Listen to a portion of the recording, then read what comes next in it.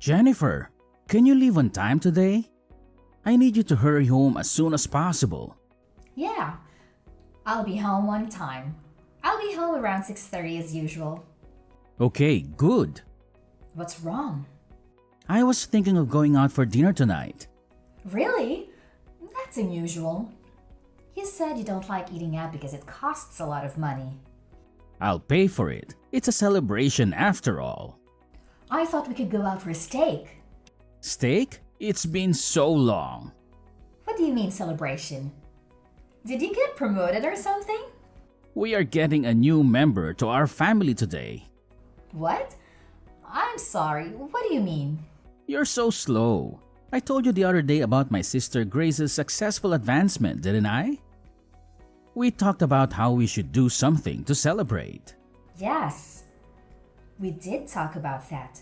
Are you saying we're going out to dinner to celebrate Grace's becoming a junior in college? What does that have to do with the addition to our family? You're as slow as ever, aren't you? It's a dinner out to celebrate her moving up in school and her moving out. Moving? Is she going to live on her own? She's going to college on a school loan, right? Your parents and her had a big fight about not being able to pay for her to live on her own. That's why I decided to take her in. That's what I meant by a new family member. Get it? What? We're taking her in? What are you talking about? The move is already done. I took a paid day off today. I went shopping for things for Grace. You know there were only enough dishes for us, right? So I bought more for her. Of course, it's a family necessity, so I paid for it out of our living expenses. Wait a minute. Living expenses? You mean the money for food and other things?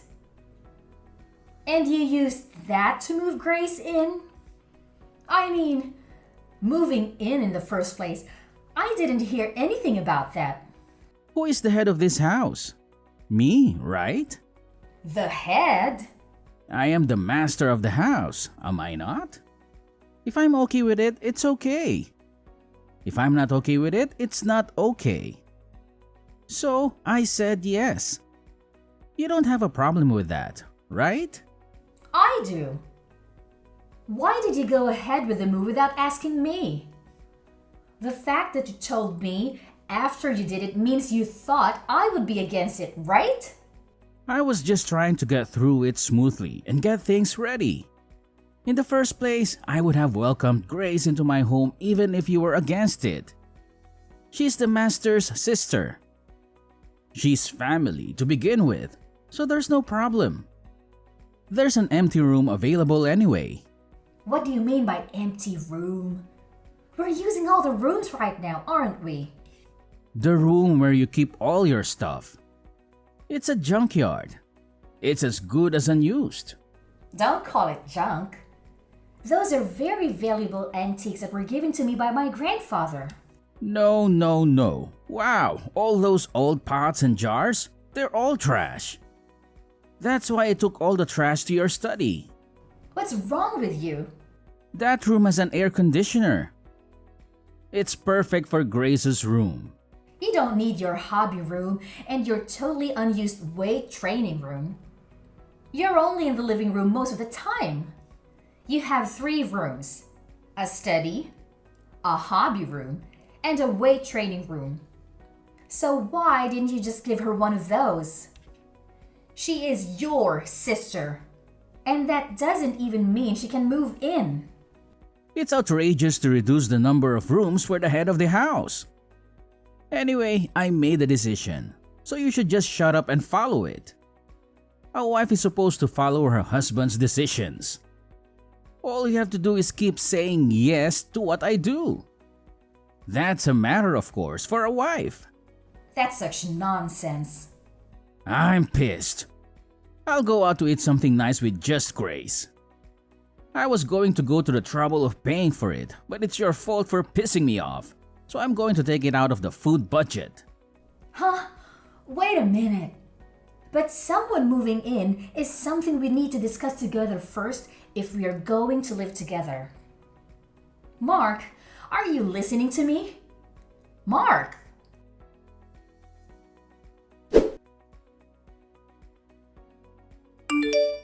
Jennifer, can you give me some money, please? I'm going out with my friends and I need money. I mean, I'll just take it. I'll just take some money from the wallet in the living room. If you take money, even from your family, you are a thief. If you want money to go out, get a part-time job and earn it yourself. The money in the wallet in the living room is our family's living expenses. Calling me a thief is a bit of an exaggeration. Don't be so stingy. My social expenses for my friends are important to the family too, right? What kind of logic is that? To begin with, I haven't even approved of you moving in yet. What? Are you even a human being? Do you have a human heart? Your mother and father were both against you moving out, saying that you're not ready to leave home yet. But they said it would be fine if I stayed with my brother. That was based on the assumption that I agreed, right? Did you see how your father and mother apologized when they found out I didn't know anything about it? Yeah, when they tried to make me go home with them, my brother stood up for me. I'm so sick of those hard-headed old fogies. The only person on my side is my brother. Don't call your parents old fogies. They're coming this weekend to your parents. Oh, then I'll stay at a friend's place this weekend. There's no way you can live like this when your parents and I don't approve. Huh? What? Are you suddenly mad? Menopause? I'm serious. Don't change the subject. But my brother is okay with it. I'm a junior in college and at a new campus, you know? It's much easier to go to school from my brother's place than from my parents'. The house is big and clean, and there's no reason to go back to my parents' house. Because the adult said so. I'm an adult too, over 20 years old. Grown-ups don't spend other people's money without permission. I'm a student. Studying is my main job. You're just about to finish the semester, aren't you? I don't see you studying at home. You're always sleeping till noon. You're going to fall behind in attendance, aren't you? I've asked someone to cover, so I'll be fine. You don't even know what it's like to be a college student these days, so don't act like you do. Anyway, I don't approve of the move. And you haven't kept any of the promises you made me 2 weeks ago. Promises? What did I promise? You would do your share of the housework. You would go to college and study seriously. No. I go to college, just enough not to flunk. You do all the housework. I'm trying to do my part too, you know. But you take all my chores away from me. You leave the laundry for days and then slip it in just as I'm about to do the laundry. And I'm left to do everything myself. You even eat the food I prepared ahead of time. Then, when I have to work late, I have to cook again after I get home. So I have to do everything twice. You know what they say. You can't fight a war if you're hungry. My brother says I can eat whatever is in the fridge. I'm just doing what my brother says. There's a limit. I told you about my job, my daily routine, and why I make things in advance, didn't I? I also told you that my husband and I have different life routine than yours, and that it would really bother me if you did things without my permission. If you can't follow those rules, then you really can't live with us. If I don't see any improvement, I'll have some ideas of my own. Ideas? What? My brother will protect me anyway. You're just a wife, but you're so bossy. I can force you out of the house, can't I? I respect your opinion, and I'm trying to work things out through discussion. Your parents are trying to persuade you, but if adults get serious, they can do anything they want. If you really want to continue living together, you need to think this through. What? A threat? Oh no, that's scary. I'll tell my brother I'm going to stay somewhere with my brother and I'm not going back to my parents' house. If that's the case, I think you should change your attitude. I'm just living the way I want to live. My brother said I'm free to do as I please. I think my narrow-minded sister-in-law is the problem. Enough already. I still have work to do and I don't have the time to text anymore. I'm going out, so sorry, and thank you.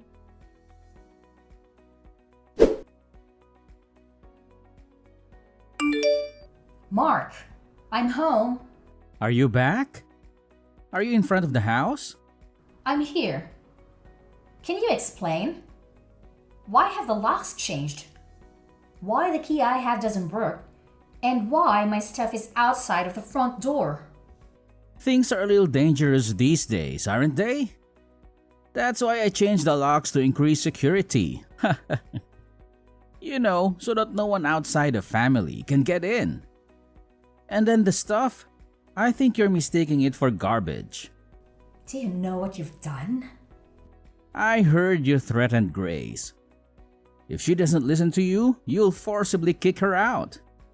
Grace was crying because she was scared. As an adult and as a sister-in-law, aren't you ashamed to threaten your college-age sister-in-law and make her cry? That's just a part of the story. Whatever it is, it's true. Grace is crying. I doubt those tears are real either. I wanted her to keep her promise. If we are going to live together, we should share the household chores. I also don't want her to ignore my schedule. I'm just saying that we should cooperate with each other to create a good living environment. I don't know if I'll be fooled by your lame explanation like that. You've always hated Grace. Mackenzie was crying that her sister-in-law hated her. I don't hate her. The first time I met her, she gave me a score of 24. After that, every time I saw her, she sarcastically told me off. And every time I went to my in-laws' house, she would complain about the gifts I bought. She kept asking me for money, and when I refused, she cried to you like a child. And you ended up taking money out of my wallet to give her an allowance. I'm sure anyone would get tired of it if it happened again and again. Am I wrong? When I type it out and look at it again, I think I'm the one who put up with a lot.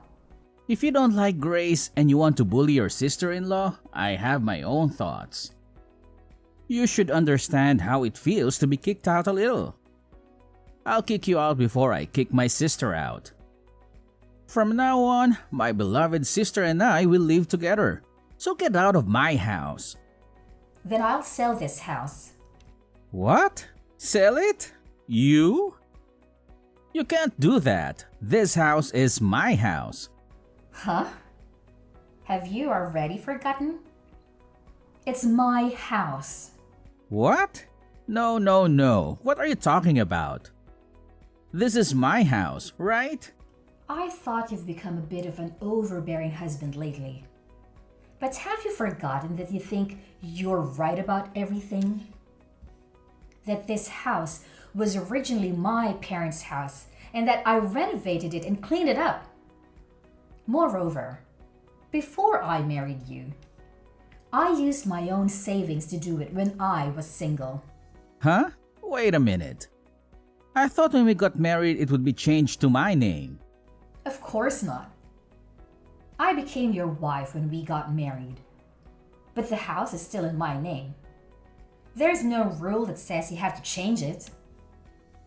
Have you ever paid the property tax on the house since we got married? Property tax? What is that? How can you be the owner if you don't even know what that means? I just loaded the car with all the stuff that was taken out without my permission, and I'm going to rent a monthly apartment. I'll take the opportunity to sell the house and the land and buy a condo. What's going to happen to us if you sell it? Where are we going to live? I mean, don't be selfish. Who's selfish?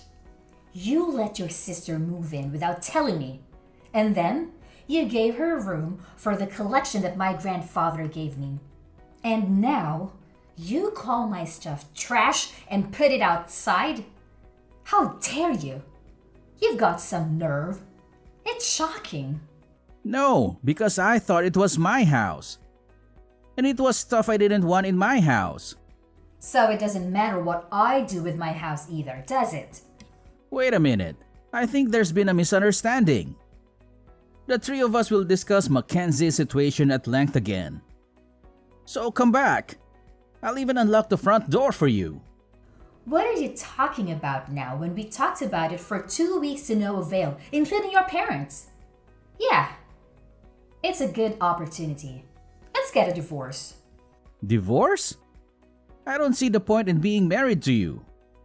Let's get a divorce and each of us start fresh. Then, no one will complain about you living with your sister. Wait a minute. Divorce is such a big deal. Then what the hell did you think you were doing? Throwing my stuff out and telling me to leave? You know this is not a joke, right? It's just that we thought we'd give you a little time to reflect. Give me some time to reflect? With such a naive idea, there's really no way to save you when you end up with a 5-figure debt. Wait a minute. Debt? What do you mean? Oh, it's the cost of repairing the antiques I inherited from my grandfather that you treated so roughly. I took a picture of the state of the antiques before you touched them so that there would be proper evidence, and I handled them with gloves. I'm sure your and Grace's fingerprints are all over the cracked antiques. Some of them are so valuable, it's going to be very expensive to repair them. You're kidding. Aren't they just junk? I can't believe those dirty pots are worth that much. Even if they were junk, I don't intend to be with a person who would damage something precious that someone got from their grandfather without a second thought. So I'm not going to beat you. So now, I will demand a divorce, the cost of repairing the antiques, and compensation for what cannot be repaired. If you do that, I'll go bankrupt. I know you said you're the husband and the head of the household, but I wonder if you can afford it with only half of my annual income. Jennifer, I'm sorry. Please, reconsider the divorce. If I divorce you, you won't be able to sustain your current lifestyle. But I've already made up my mind. Please, think of it as helping me. Did you help me? Huh? Did you help me when I had to manage household chores while I was busy with work? When I tried to save time by preparing meals in advance and Grace ate it without permission, leaving us with no dinner, did you assist me? Actually, you yelled at me, saying something like, if you were a wife, you should be able to prepare dinner quickly. Don't make your husband wait. You didn't do anything for me. And to top it all off, you kicked me out. It's easy to ask for help when things get inconvenient, isn't it? I feel really sorry. Anyone can feel sorry, but it's too late now. I don't think we have anything to share in the estate, but we have furniture and appliances and all sorts of other stuff. And I'll be in touch with you again through my lawyer. Don't worry. With all the expenses you've incurred and the contributions you've made to the family, it's all mine. You can leave with a clean slate. Oh, you'll still have your negative assets though. Jennifer, please, let's talk it over once. Please, don't divorce me. See, if we talk it over, I think you and Grace will understand each other. Sure, she's a little selfish, but I'll make her keep her promise. So let's all talk it over. Let's all talk it over with the lawyers. That's not what I meant. Jennifer? I don't want to divorce. Jennifer!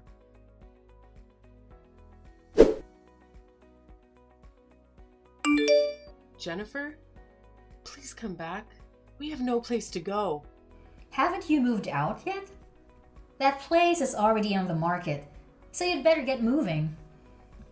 We don't have anywhere to move to, so let us stay at your new house. We're sisters. We should live together. Hey, you're worried about me and your husband, right? I'm your adorable sister-in-law, aren't I? You're desperate, aren't you? Maybe You got thrown out of your parents' house and you're on the street. What? How do you know? Your parents came to apologize to me again. And that's when they said they were cutting you guys off. They lamented that they had raised you wrong. How does it feel to make your own parents cry? Cried? Mom and Dad? I'm sorry, but I have no intention of getting back together with Mark. And I'm not wavering in my decision to sell that house. My brother says the debt is my fault. He's nagging me to get a part-time job. He broke my precious antiques. So it must be a huge amount of money. I don't think a college student can pay it back with just a little part-time job. That's why I was told to take the time off from school to work full-time. If I work full-time, I won't have enough credits, and even then I'm in trouble. Didn't you say it would be okay because you were paying someone to attend the lectures for you? It doesn't matter that I had someone doing it for me. It seems that in order to avoid having people do that, I had to write a short report at the end of the lecture. It was almost like I was missing the whole class. That's tough. Even though it's just a little school loan, my mom and dad have already told me that I have to pay it back on my own. We were going to pay for half of it with my mom and dad's retirement money. I didn't expect mom and dad to be this mad at me. Well, even though they both work, they don't make a lot of money. So I was sending them money. And now, you're the reason they're losing it. Of course they would be angry. Sending money? I send money to them every month. Mark said it was natural to send money to his parents. That's why. But he didn't get paid enough to pay out of his salary. So I had no choice but to do it myself. I didn't know that. Hey, how did this happen? Is it my fault? The reason why your parents had a hard time living in the first place is Mark didn't even study hard. But he insisted on going to a private university, and he insisted that he wouldn't borrow any money. So he made his parents pay. Next, his sister went from a private high school to a private university and paid a ridiculously high entrance fee, right? Tuition is indeed like a loan. So it's my brother's fault. Your grades weren't good enough to get a scholarship either. So you're on a loan with a high interest rate that I don't even know the name of. I'm sure you'll have a tough time from now on, but hang in there. Oh God, it's my brother's fault, not mine. Please help me, even if it's just me. I refuse. That kind of excuse only works for children. You're an adult. You are on your own. Do you realize how difficult it is to earn the money you were so easily taking from the household budget? Good for you for learning about life. Well then, I'm not going to be in direct contact with you guys anymore. Goodbye. Wait a minute, Jennifer. And that it wasn't my brother's house. I didn't know that you were paid more than my brother or anything. Please help us. I'll be a good girl from now on.